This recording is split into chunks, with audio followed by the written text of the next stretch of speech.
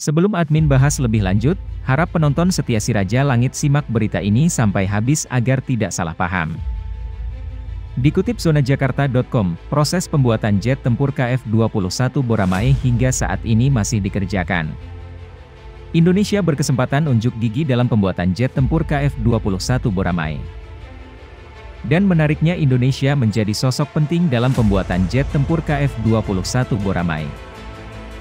Hal ini dibuktikan dengan berhasilnya Indonesia untuk memaksa Korea Selatan melakukan perundingan ulang terkait pembiayaan jet tempur KF-21 Boramae.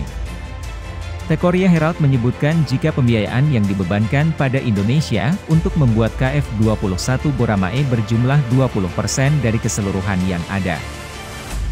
Indonesia juga diberikan beragam keringanan dalam melakukan pembayaran pembiayaan pembuatan KF-21 Boramae, di mana Indonesia bisa membayar biaya KF-21 Boramae dengan cara mencicil selama 5 tahun. Tentunya hasil perundingan terakhir terkait biaya KF-21 Boramae ini membawa dampak yang sangat baik bagi Indonesia. Diketahui jika peluncuran prototipe dari jet tempur KF-21 Boramae telah dilakukan pada April 2021 lalu. Dengan adanya peluncuran prototipe jet tempur KF-21 Boramae, tentunya membuktikan keseriusan Indonesia dan Korea Selatan. Hal ini juga menunjukkan jika produksi massal jet tempur KF-21 Boramae tinggal selangkah lagi. Lantaran uji coba penerbangan jet tempur KF-21 Boramae dijadwalkan bakal dilakukan tahun 2022.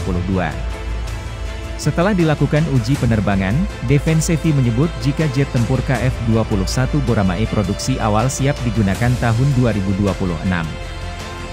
Tentunya kehadiran jet tempur KF-21 Boramae ini sangat ditunggu-tunggu oleh TNI AU dan Angkatan Udara Korea Selatan.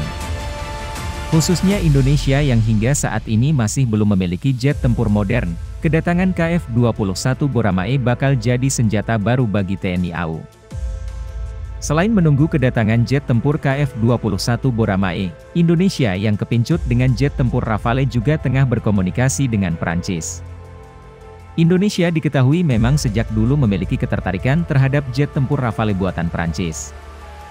Bahkan Rafale masuk ke dalam daftar rencana jet tempur yang hendak dibeli Indonesia untuk meningkatkan kekuatan TNI AU. Rafale sendiri saat ini jadi salah satu jet tempur yang tengah naik daun dan jadi primadona banyak negara. Apalagi untuk jet tempur Rafale varian F4 yang merupakan jenis paling anyar dari pesawat buatan Prancis. Kepopuleran Rafale semakin membuat Indonesia tertarik, terlihat dari makin intensnya komunikasi yang dilakukan RI dan Prancis. Bahkan belum lama ini, menlu Prancis berkunjung ke Indonesia, dan hal ini disinyalir jadi lampu hijau terkait pengadaan Rafale.